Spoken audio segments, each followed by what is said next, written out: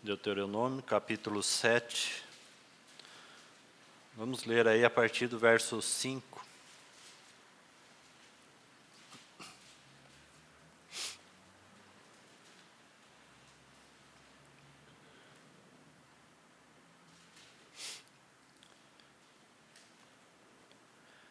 Porém assim lhes farei: derrubarei os seus altares, quebrarei as suas colunas, cortareis os seus postes ídolos, e queimareis a fogo as suas imagens de escultura.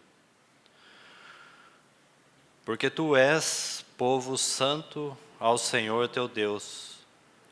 O Senhor teu Deus te escolheu, para que lhe fosses o seu povo próprio, de todos os povos que há sobre a terra. Não vos teve o Senhor afeição, nem vos escolheu, porque fostes mais numerosos do que qualquer povo, pois éreis o menor de todos os povos, mas porque o Senhor vos amava, e para guardar o juramento que fizera a vossos pais, o Senhor vos tirou com mão poderosa e vos resgatou da casa da servidão, do poder de Faraó, rei do Egito.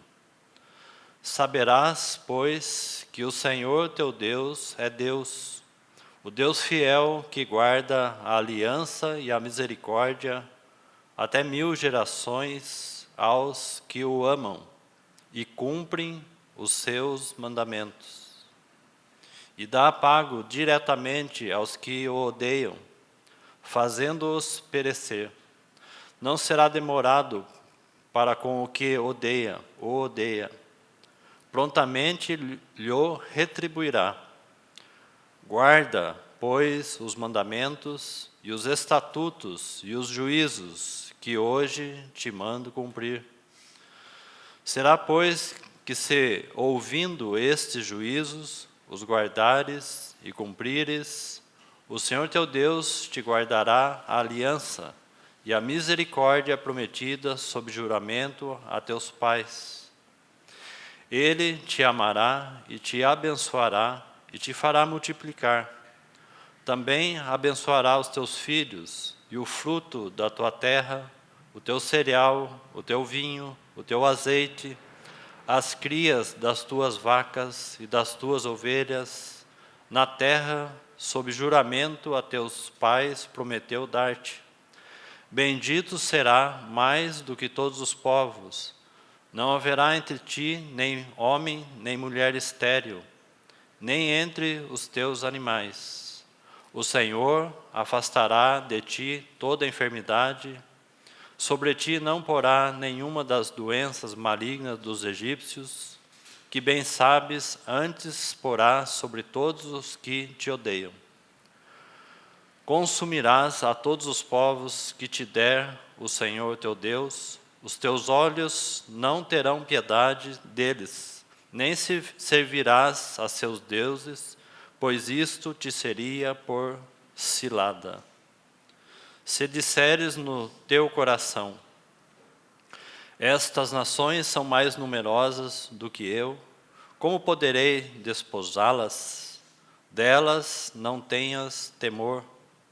Lembra-te-ás do que o Senhor teu Deus fez a Faraó e a todo o Egito, das grandes provas que viram os teus olhos, e dos sinais e maravilhas, e mão poderosa e braço estendido com que o Senhor teu Deus te tirou. Assim fará o Senhor teu Deus com todos os povos, os quais temem. Além disso, o Senhor teu Deus mandará entre eles vespões, até que pereçam, e os que ficarem e se esconderem de diante de ti. Não te espante diante deles, porque o Senhor teu Deus está no meio de ti. Deus grande e temível, o Senhor teu Deus lançará fora essas nações, pouco a pouco, de diante de ti. Não poderás destruí-las todas de pronto, para que as feras do campo não se multipliquem contra ti. Mas o Senhor teu Deus tas entregarás, e lhes infligirá grande confusão, até que sejam destruídas. Entregar-te-á também nas mãos os seus reis, para que apague o nome deles de debaixo dos céus. Nenhum homem poderá resistir-te, até que destruas. As imagens de escultura de seus deuses queimará a fogo. A prata e o ouro que estão sobre elas não cobiçarás, nem tomarás para si, para que não te enlaces neles, pois é abominação ao Senhor teu Deus. Não meterás, pois, coisas abomináveis em tua casa, para que não sejas amaldiçoado, semelhante a ela, e todo a detestarás, e de todo a abominarás, pois é amaldiçoada. Vamos orar.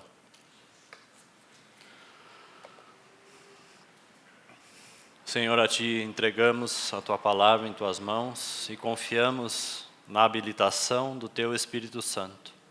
Te pedimos ao Senhor que nos dê toda a provisão e o suporte para que possamos, ó Senhor, nos colocar diante da Tua palavra com um coração livre na Tua presença.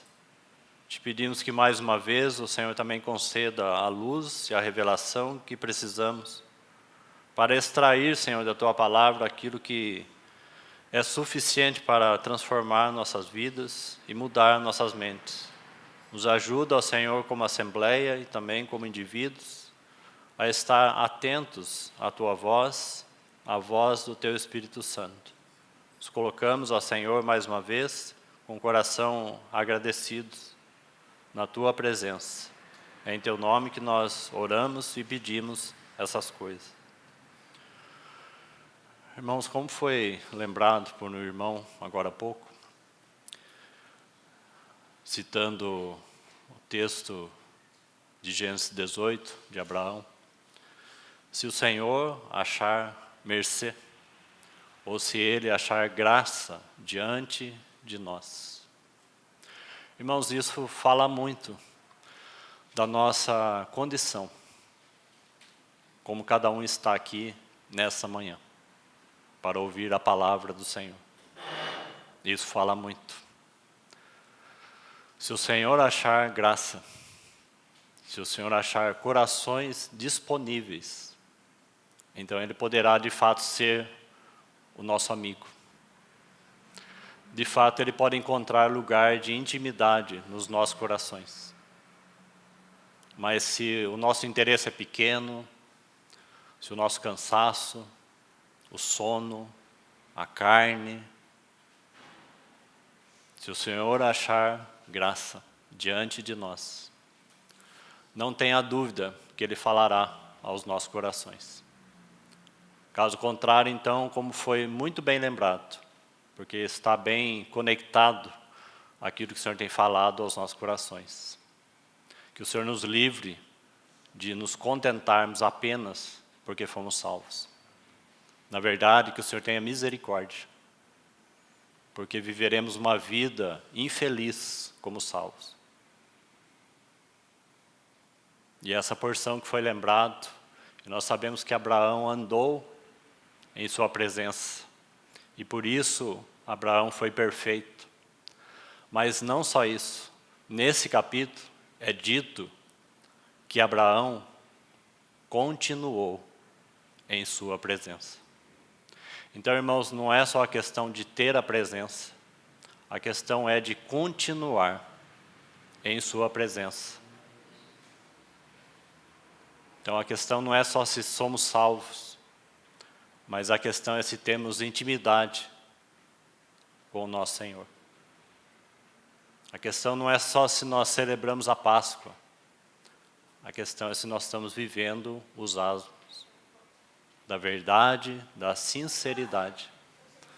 Sabe, irmãos, o motivo quando nós nos colocamos em volta da palavra, num tempo como este, o motivo do sono, do cansaço, dos desinteresses, são os sentimentos dentro de nós. E só existe um caminho para eles serem resolvidos. Irmão, não tenha o seu cansaço, o seu sono, quando você está diante da palavra, como sendo algo natural, ou porque o seu corpo se cansou com alguma coisa. É uma questão interior. Se não é interesse pela palavra, é uma questão interior. E leve diante do Senhor e resolva isso na presença do Senhor, para que você desenvolva amizade com Ele e sua vida seja transformada. É por isso que nos colocamos muitas vezes junto com os irmãos, para meditar na palavra, para estudar a palavra, assim como em quarta-feira. E o Espírito Santo encontra aquele coração desinteressado. A pessoa presente de corpo, mas ela não está de espírito e de mente. Esse é o motivo do sono. Aliás, esse é o único motivo do sono. Então que ele seja repreendido no nome de Jesus, porque isso é maligno.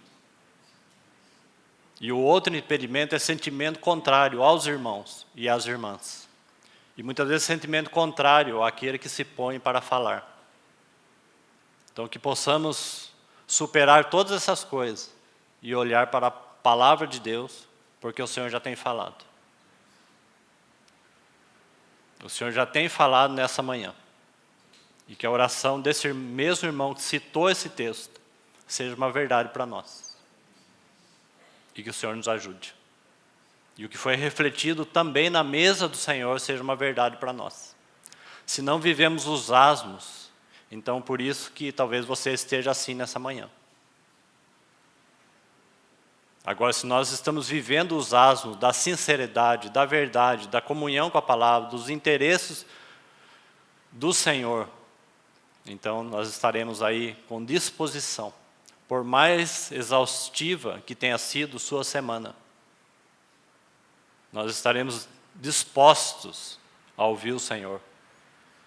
Então, irmãos, nessa manhã o Senhor já falou muito. A questão é se nós estamos com ouvidos para ouvir.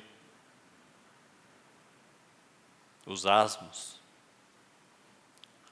O ajuntamento solene. Então que o Senhor nos ajude. Que possamos seguir naquilo que o Senhor tem falado a respeito da libertação, então, deste povo do Egito. E vimos aí algumas coisas em Êxodo, capítulo 1, traçando meio que um paralelo com Romanos, capítulo 6. Olhamos algumas coisas ali e vamos seguir a partir daí. Essa porção que foi lida agora, todo o capítulo 7, fala deste povo quando eles então entraram em Canaã. Se você observar aí o verso 1 que não foi lido, capítulo 7, o verso 1,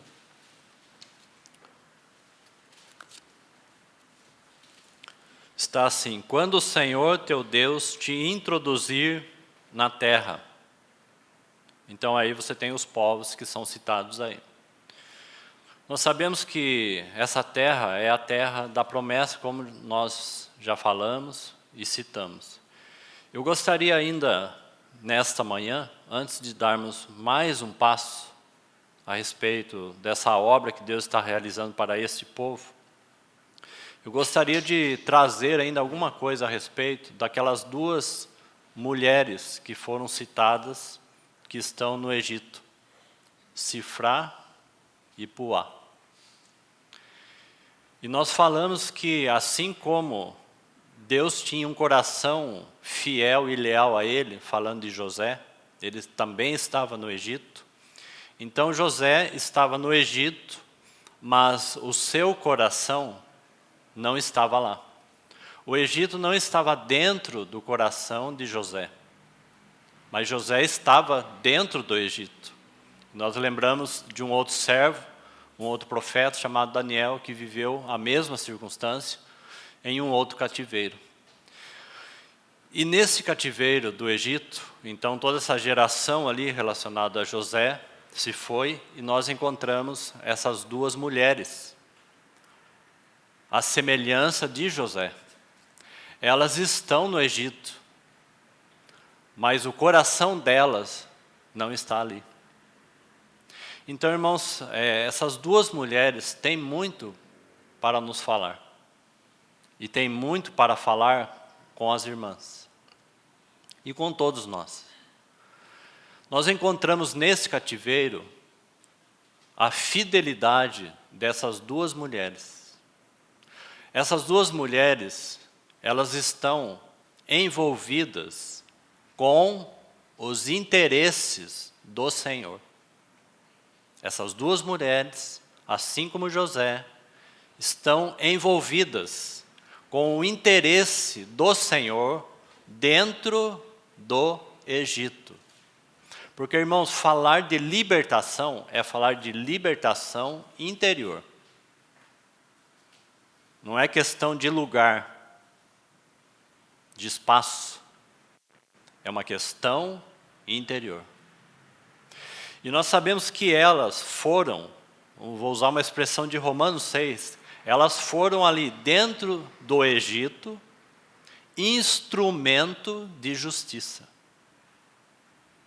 E é bem provável que o clamor que subiu a Deus parte dessas mulheres e talvez outros que estavam ali ainda temente e fiel ao Senhor.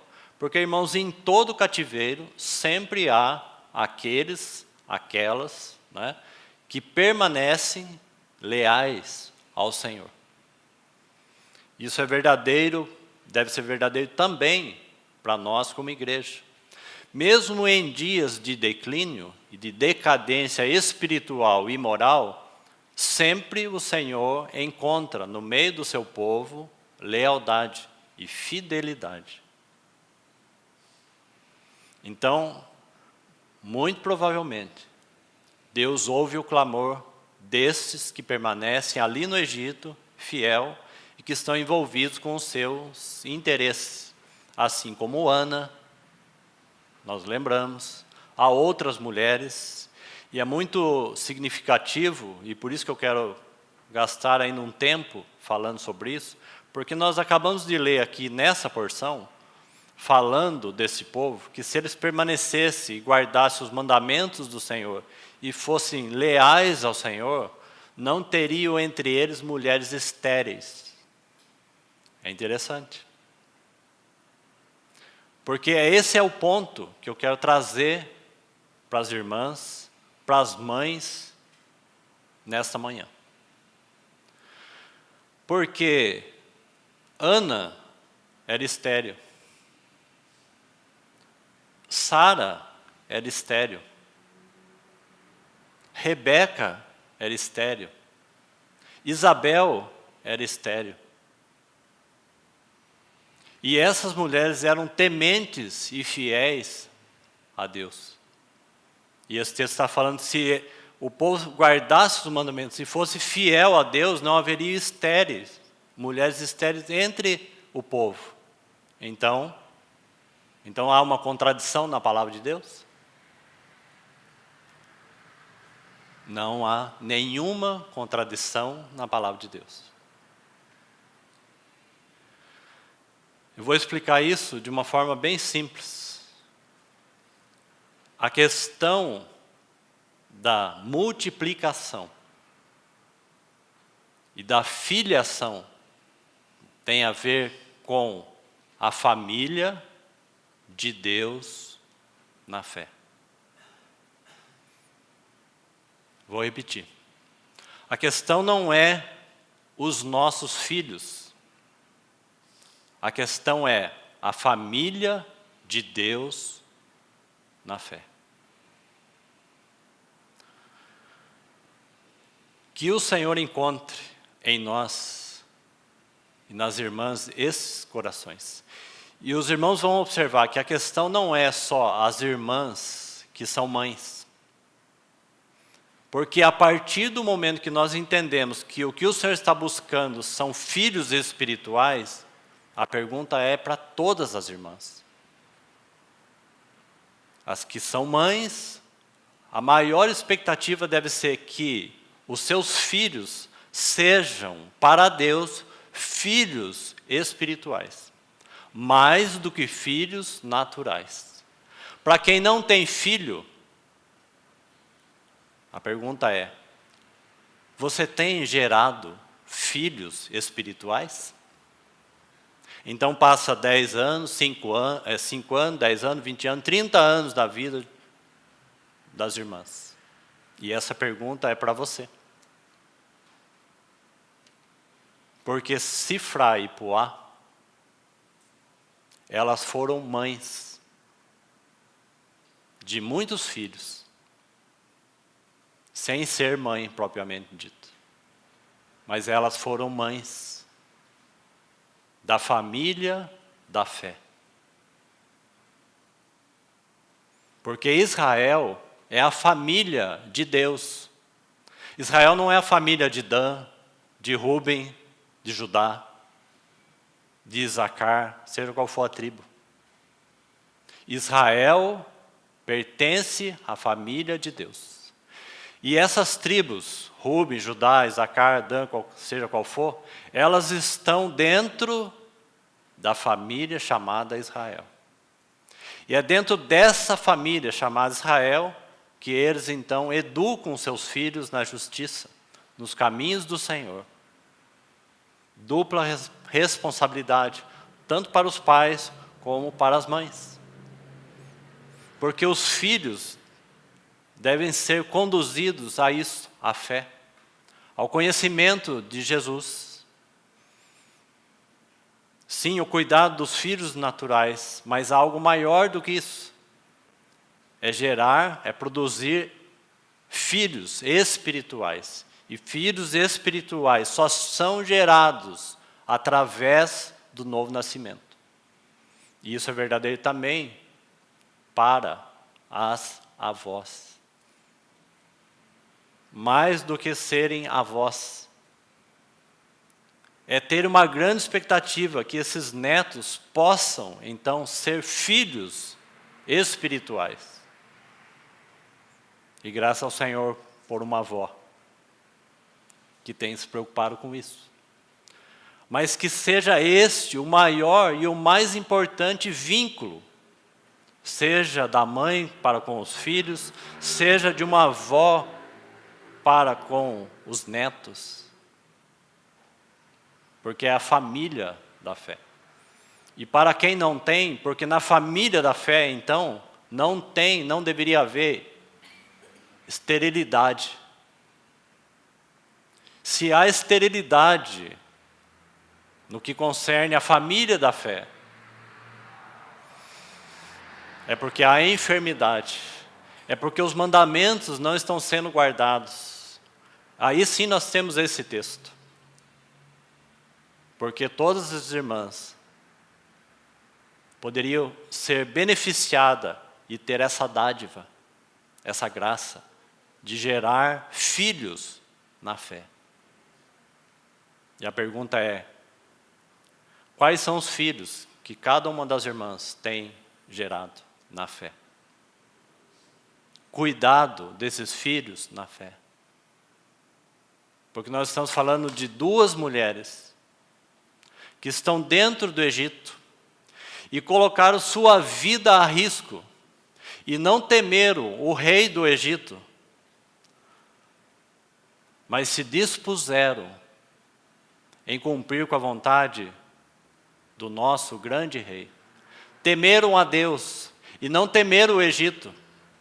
Não tiveram vergonha e foram fiéis a Deus. Guardaram a promessa. Elas guardaram a promessa de Deus da multiplicação, da ampliação do testemunho do Senhor. Irmãs, tem sido esse o interesse do teu coração?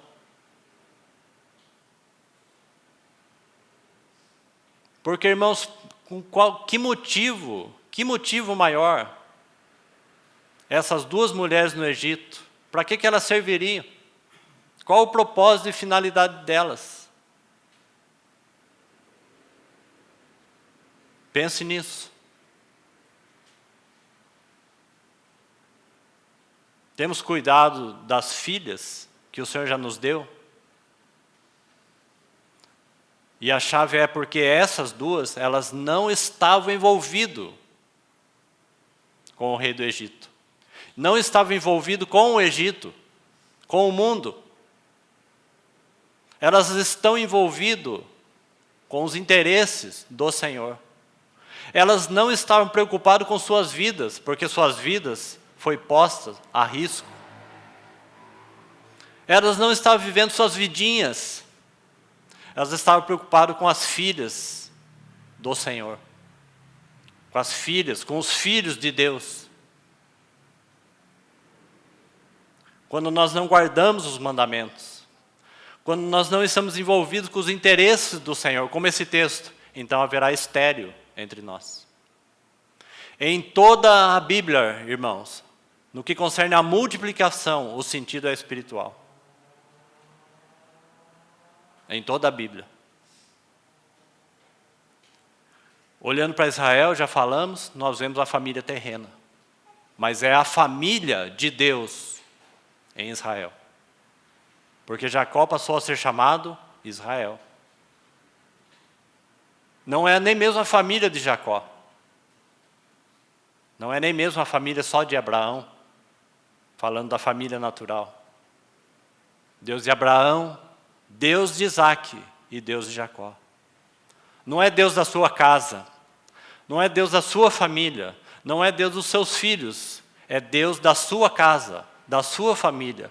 Em que as nossas casas e famílias e filhos estão envolvidos aí. Isso é bem diferente. É por isso que educamos nossos filhos.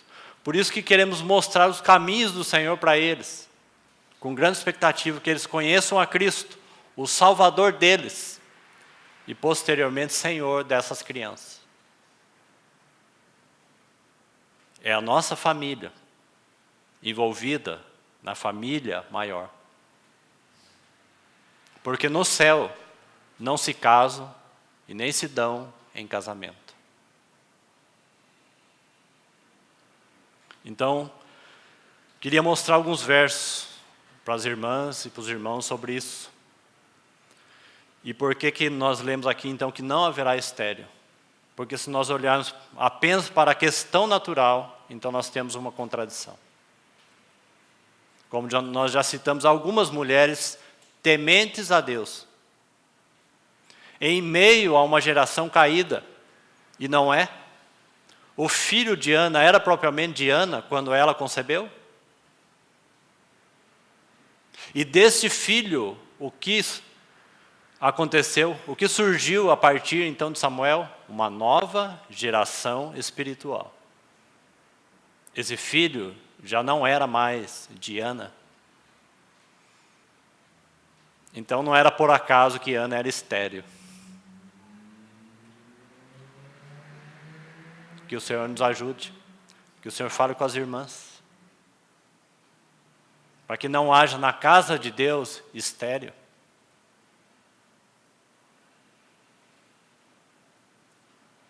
E possamos estar envolvidos com os propósitos do Senhor. Na sua casa. Na edificação da casa de Deus.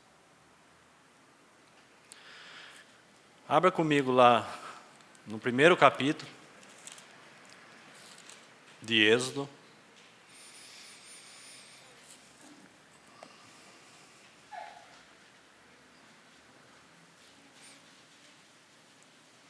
Êxodo capítulo 1, o verso 7. Vamos passar por esses versos lidos e eu vou para uns outros versos aí no Novo Testamento para mostrar para os irmãos e para as irmãs a importância e o significado disso. Porque de uma forma ou de outra isso vai falar com todos nós. Porque a mesma pergunta então pode ser feita para nós homens. Para cada um de nós.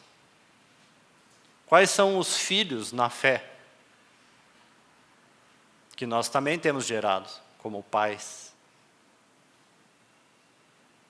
Os jovens, as viúvas, Porque se é a família de Deus na fé, então todos devem produzir fruto para o Senhor. Todos deveriam estar envolvidos com a multiplicação. Não me refiro apenas à pregação do Evangelho, mas ao cuidado, ao discipulado, pais espirituais, que são modelo para os filhos. E é claro, quando nós estamos falando de filhos espirituais. É óbvio, irmãos, se nós não somos modelo dentro da nossa casa, não seremos modelo para os filhos espirituais. Se as mães não são modelos para os filhos naturais dentro de vossas casas, não seremos modelo para os filhos espirituais. Essas coisas são óbvias, né? Então, é para todos nós essa reflexão. O verso 7 fala da promessa, como nós já vimos. Mas os filhos de Israel foram fecundos, aumentaram muito e se multiplicaram, e grandemente se fortaleceram, de maneira que a terra se encheu deles. O verso 17. As parteiras, porém, temeram a Deus, verso 17, e não fizeram como lhe ordenara o rei do Egito, antes deixaram viver os meninos. Então suas vidas foram colocadas de lado, para os interesses do Senhor. Suas vidas estavam postas a prêmio, porque elas corriam realmente risco de vida. Elas não amaram as suas próprias vidas. Elas não amaram as suas próprias vidas. Tá certo, irmãos? Tá certo, irmãs? Porque elas temeram a Deus. Mas elas estavam então nesse risco. Elas não amaram as suas próprias vidas. Verso 18. Então o rei do Egito chamou as parteiras e lhe disse: por que fizesse isto e deixasse viver os meninos? Responderam as parteiras a Faraó: é que as mulheres hebreias não são como as egípcias, são vigorosas, e antes que lhes chegue a parteira, já deram à luz aos seus filhos. Isso fala muito da ação bondosa, não é? E da ação de Deus, por causa da promessa de Deus, certo? Por outro lado, como nós vimos, as mãos das parteiras estão envolvidas. Você vê a ação de Deus, como que nada vai invalidar e nada vai impedir a promessa, tá certo? Nada vai impedir o cumprimento do propósito de Deus, da sua vontade. Porém, há as mãos das parteiras. Entende, irmãos? O pecado não terá mais domínio sobre vós, porque não estáis debaixo da lei, mas debaixo da graça. Essa é as mãos das parteiras, porque elas estão debaixo da promessa. O pecado, o rei do Egito, não terá domínio sobre vós. E elas não temeram, então, Faraó, porque elas estavam debaixo da promessa. Porque estamos debaixo da graça. Porque estamos debaixo do poder e domínio de Cristo, que triunfou sobre a morte, sobre o pecado. Nós só estamos aplicando, irmãos, uma doutrina a um aspecto prático. É só isso. Só isso. Estamos pegando uma doutrina em Romanos 6 e aplicando num aspecto prático. Tá certo? Elas olharam para Faraó e lembraram, sem saber, claro, de Romanos 6. Mas elas não sabiam que iria existir o livro de Romanos. Mas uma coisa elas sabiam: o pecado não terá domínio sobre nós. Porque estamos aqui para cumprimento da vontade e do propósito de Deus. Agora, porém, entretanto, se nós estamos aqui para os nossos interesses pessoais, nossas cobiças, nossas paixões, então há um grande risco do pecado dominar sobre nossas vidas. Irmãos, esse risco é real. Esse risco é real. Deixe marcado aí, abra lá em Romanos 6.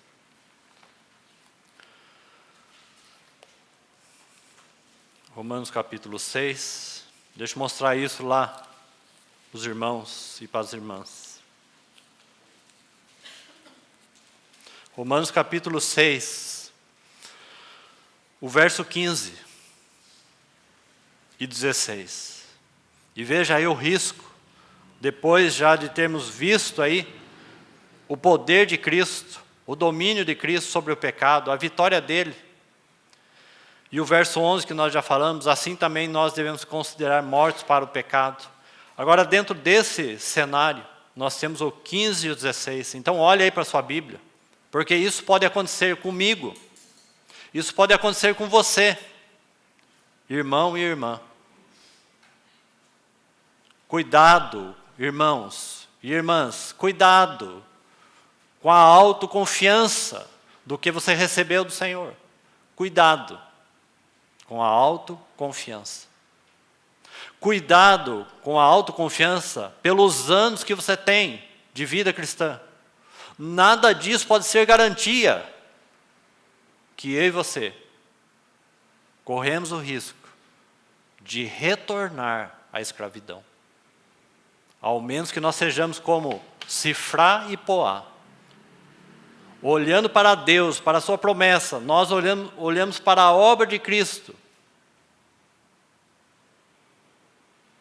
E temos que lembrar perpetuamente do seu sacrifício. O pecado não terá domínio sobre nós, porque não estamos debaixo da lei e sim da graça. E Cristo dominou e triunfou sobre o pecado. Isso deveria ser lembrado, como foi lido no texto de hoje. Isso teria que ser lembrado. Eles estão lá já em Canaã. Mas eles teriam que lembrar, dia após dia, daquilo que o Senhor fez por eles. Da mão poderosa de Deus, do resgate, do sangue do Cordeiro derramado, da vida de asmos e de santificação. Teria que ser guardado, lembrado, diariamente. Deus vos livrou com mão poderosa. É por isso que o pecado não terá domínio sobre vós. Irmãos, este é o coração daquelas mulheres. Este é o coração daquelas irmãs.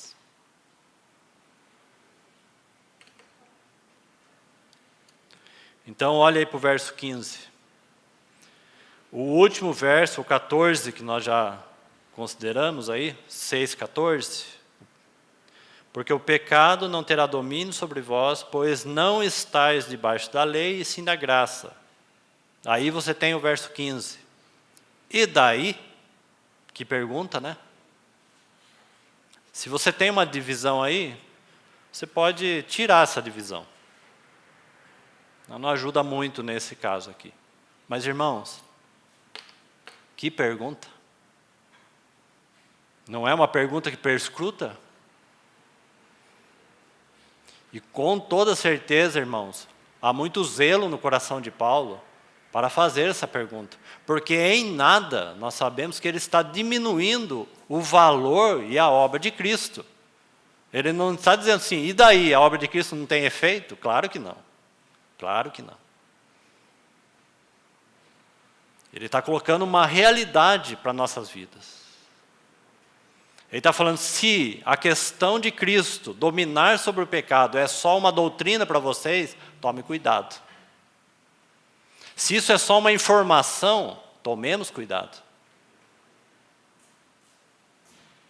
Porque ela é muito mais do que uma informação. E daí? Porque estamos debaixo da graça, então não temos risco. Entende, irmãos? Porque fomos alcançados pela graça, e temos talvez 10, 20, 30 anos de vida cristã, não temos risco? Fale para mim algum lugar na palavra de Deus que mostra que o cristão não tem risco nenhum. de tornar escravo do pecado novamente, por causa da carne. Não estou dizendo que o cristão tem risco de perder salvação. Essa já foi dada. O assunto de Romanos 6 não é este. O assunto de Romanos 6 é a questão do pecado, que pode muitas vezes reinar em nossa carne. E ao invés de servirmos a Deus com os nossos corpos, como instrumento de justiça, como foi Sifra e Puá, nós podemos retornar à escravidão do pecado da nossa carne. Entende, irmãos e irmãs? Então peça ajuda ao Espírito Santo, para que Ele lance no seu coração e na sua mente interesse pelo que o Senhor está falando aqui. Disto depende sua vida, minha vida, nossas vidas.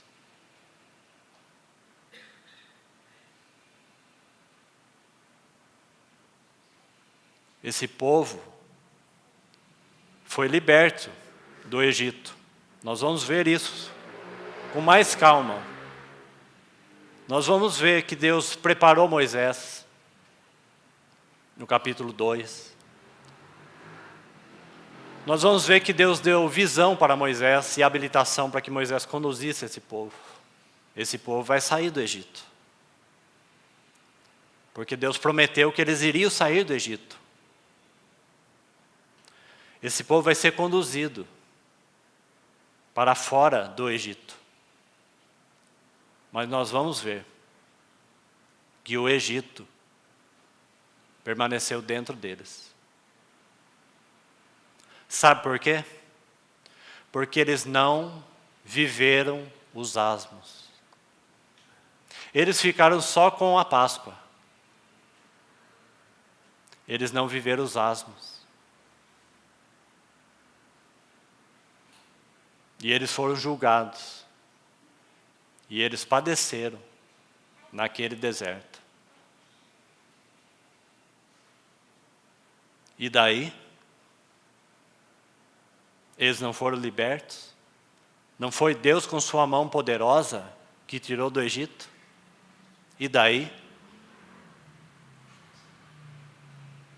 O Egito não estava dentro do coração de José. Não estava dentro do coração de Sifra e Puá. Mas aquele povo que saiu, o Egito estava dentro do coração deles. E na primeira barreira, pós-travessia, eles já vão reclamar. Eles já vão reclamar. Porque eles estavam vendo um aspecto.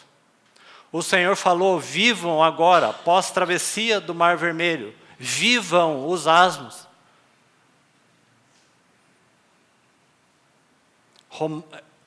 Êxodo 15, irmãos. 14 e 15. É Romanos 6. É o batismo no Mar Vermelho. É o batismo na morte. Então, olhando para o verso aí, e daí? Havemos de pecar, porque não estamos debaixo da lei, e sim da graça? E Paulo vai dar a resposta simples no primeiro momento, de modo nenhum. Paulo enfatiza muito, ele dá muito essa resposta, de modo nenhum, como nós temos essa mesma resposta lá no verso 2. Né? Que diremos, pois, permaneceremos no pecado para que a graça seja mais abundante? De modo nenhum. E agora, então, nós temos essa pergunta, e daí? Havemos de pecar porque não estamos debaixo da lei e sim da graça? De modo nenhum. Agora escute e olhe para a sua Bíblia, o que Paulo vai dizer. Ele vai dizer para aqueles que foram libertos, queridos irmãos, do poder do pecado. Então olhe para a sua Bíblia.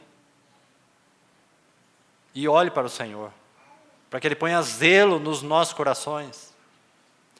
O texto está assim, não sabeis que daquele a quem vos ofereceis como servos para a obediência, deste mesmo a quem obedeceis sois servos. Compreendeu?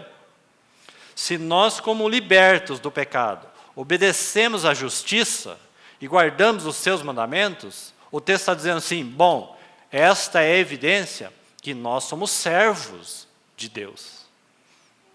Certo?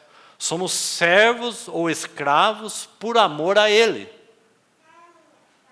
Porém, entretanto, o texto vai seguir. Seja do pecado para a morte ou da obediência para a justiça. Você entendeu, né? Ele está dizendo assim, se nós obedecemos a Deus, sua palavra, seus mandamentos, seus preceitos, então viveremos. Então somos de fato servos dele. Porém, se nós obedecemos às paixões do mundo, o que o texto está dizendo? Então passamos a ser o quê? Escravo do mundo. Ou escravo do pecado a quem obedecemos. Mesmo estando libertos. Entende, irmãos? Podemos estar vivendo vidas escravizadas, porque obedecemos ao mundo e ao pecado. E não obedecemos a Deus e sua justiça. E somos impedidos, irmãos e irmãs, de sermos utilizados pelo Senhor como servos ou como instrumento de justiça para os seus interesses.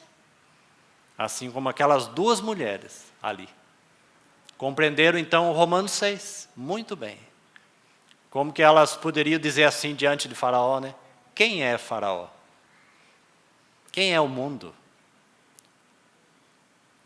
Essas duas parteiras estão simplesmente, pelo poder de Deus, afrontando o próprio diabo, o próprio mundo.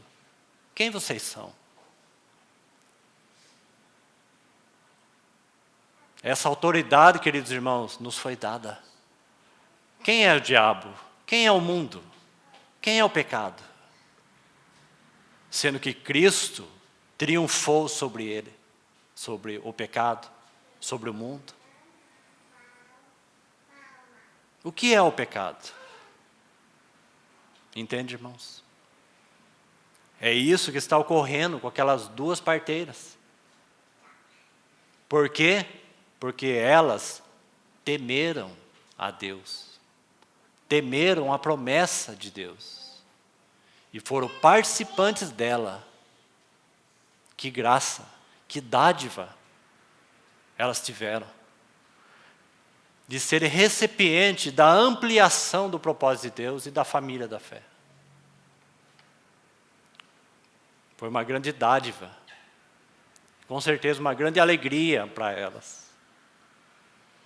Que o Senhor fale conosco. Então volte lá para Êxodo. Deixa ainda um pouco tempo que temos. Lá no verso então 19 que nós paramos aí. Vamos ler o verso 20. E Deus fez bem as parteiras. Verso 20. E o povo aumentou e se tornou muito forte. E porque as parteiras temeram a Deus. Agora veja esse verso. Então aqui que eu queria chegar. Olhe com bastante atenção. E porque as parteiras temeram a Deus. Agora está assim. Ele lhes constituiu o quê? Família. Você viu esse ele? Ele lhes, sim, àqueles que estavam ali. O lhes tem a ver com todos que estavam ali, com todas as tribos que estavam ali. Mas quando você olha aqui, essa expressão, ele lhes constituiu família, nós devemos fazer uma pergunta muito simples. Que família? Será que é de Ruben? Será que é de Judá? Não é. Entende, irmãos? E é bem provável que muitos filhos ali gerados por aquelas parteiras, talvez seriam filhos de Judá, de Dan, de Isacar, não é? É óbvio que seria, né? Porque é a geração que está ali. Muito provavelmente sim. Mas quando Deus vai falar a respeito da ampliação e da multiplicação, Deus está falando assim, quem é Judá? Quem é Rúben? Quem são essas famílias? Ô irmãos, que o Senhor nos ajude. E Deus está falando, eles simplesmente são a minha família. A minha família. É a família de Israel. Irmãos, a porção que nós lemos de Deuteronômio 7, você viu ali, porque eu te escolhi? Você viu aquele te? Aquele te não é um indivíduo. Está certo? Senão, qual o indivíduo que Deus escolheu dentre Israel? Eu te escolhi. Vamos voltar de novo. Será que foi a tribo de Rubem? Será que foi de Judá? Qual tribo que ele escolheu? Entende, irmãos? E o te, esse vai aparecer várias vezes. Mas ele está se referindo ao povo. E aquele texto é tão bonito, e numa próxima reunião nós podemos ver com mais detalhes, porque ele vai dizer que esse povo, eu amei. Não é porque vocês eram bons, porque vocês eram maiores, não era motivo nenhum. Aí ele vai dizer, foi simplesmente porque eu te, ou ali está vos, né, referindo ao povo, eu vos amei. Ele está dizendo assim, eu vos amei antes de todas as coisas. Porque aquele amor ali que o Senhor fala para eles, eu vos amei, ele está falando assim, eu vos amei com amor imutável. Eu vos amei com amor imutável. Porque eu vos amei antes de tudo. Eu vos amei por causa de Abraão, de Isaac, de Jacó. Eu vos amei por causa da promessa. Eu vos amei. Amor imutável. Amor incondicional. É por isso que ele amou a igreja. Eu vos amei. Eu te escolhi. Por isso que a igreja é um homem, o novo homem da nova criação. Dos dois, Deus derrubou aquela parede de separação que havia entre gentios e judeus, e dos dois ele fez um só homem. Esse é o T. Te escolhi. Porque vos amei antes de todas as coisas. Então, essa família, a família de Deus pela fé. Vou ler uns textos e nós vamos concluir. Abre em João. Evangelho de João. Lá no capítulo 19.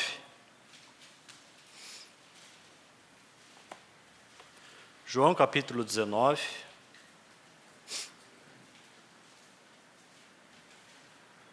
O verso 25. Então olhe aí para a sua Bíblia e veja essa realidade da família de Deus e como que Deus vê essas coisas. João capítulo 19, o verso 25. E junto à cruz, né, o Senhor Jesus estava então lá na cruz, estava crucificado, e junto à cruz estavam mãe de Jesus, a irmã dela, Maria, mulher de Clopas, e Maria Madalena. Agora observe o verso 28, e veja o que o Senhor vai dizer. Vendo Jesus, sua mãe, Maria, né? Mãe de Jesus, mãe ali natural, mãe de Jesus. Agora veja, e junto a ela o discípulo amado. Bom, o discípulo amado nós sabemos que é João, não é? Então está ali, mãe de Jesus e o discípulo amado. Vendo Jesus sua mãe, e junto a ela o discípulo amado, disse, mulher, eis aí o teu filho. a quem Jesus se refere não é a ele. Porque é Jesus que está falando a Maria. Então Jesus está falando assim para Maria. E quem está ao lado de Maria? João. Compreende? Então Jesus está olhando para Maria, sua mãe, e dizendo assim para Maria: eis aí o teu filho, João. Mas João não é filho de Maria. Mas após a cruz, João passou a ser filho de Maria. E o Senhor está falando isso para João, para que Maria, sua mãe, não ficasse desamparada. Eis aí o teu filho, como que tome a tua mãe e cuida dela.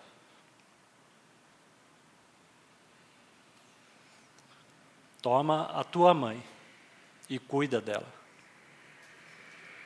Por causa da família da fé. Ela não é agora só mais a minha mãe, ela é também sua mãe. Vá um pouco à frente, no capítulo 20, o verso 16 e 17.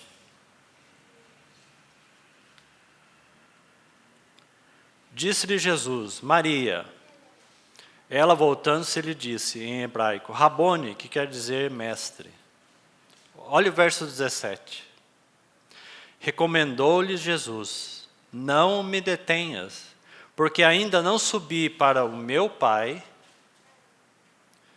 mas vai ter com os meus irmãos. Quem são os irmãos? E veja essa primeira expressão que Jesus faz a respeito do seu Pai particular, meu Pai. Mas vai ter com os meus irmãos, e diz-lhe, agora mudou, subo para meu Pai e vosso Pai. Porque a partir da cruz e ressurreição, não é só o Pai de Jesus, é o nosso Pai Celestial. É o Pai dos nossos irmãos. Nosso Pai. E não só isso, para o meu Deus, mas o vosso Deus. Meu Pai, vosso Pai. Meu Deus, vosso Deus. E um último texto, Mateus.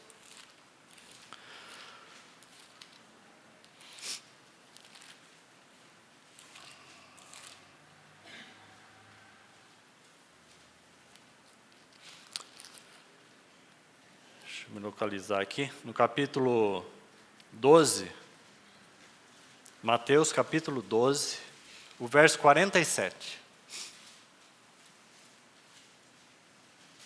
Então olha aí novamente, olha essa verdade absoluta. Verso 47 então de Mateus 12. E alguém lhe disse: tua mãe e teus irmãos estão lá fora e querem falar-te. Porém ele respondeu ao que lhe trouxera o aviso. E aí está a pergunta: quem é minha mãe? Quem são meus irmãos?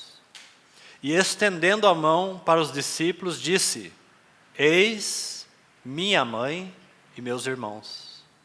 Eis minha mãe e meus irmãos. Porque qualquer que fizer a vontade de meu Pai Celeste, este é meu irmão, irmã e mãe. Esta era a visão de Sifrá e Puá. Sem mesmo ter tudo que nós temos. Sem mesmo ter tudo que nós recebemos. Eles entendendo a família na fé. A promessa de Deus. Não temeram a Faraó. Compreende, irmãos? Se nós somos seus filhos, quem intentará acusação contra os eleitos de Deus, se é Ele os que justifica? Que o Senhor fale conosco. Vamos orar.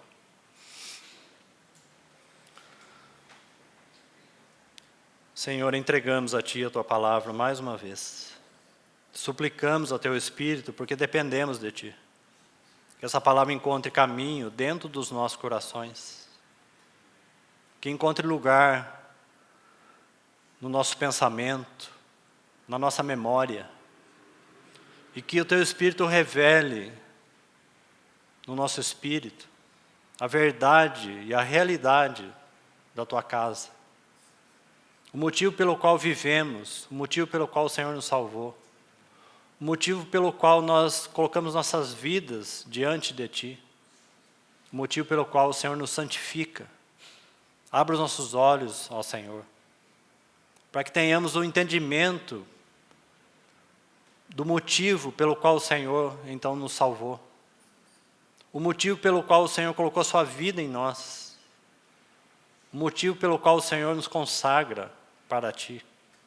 Nos ajuda, ó Senhor. Abra os nossos olhos. Te suplicamos. Faz isso, ó Senhor, pela Tua fidelidade.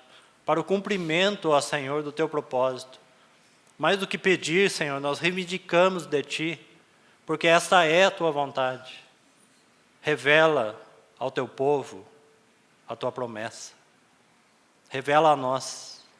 Mostra ao Senhor, a cada um de nós.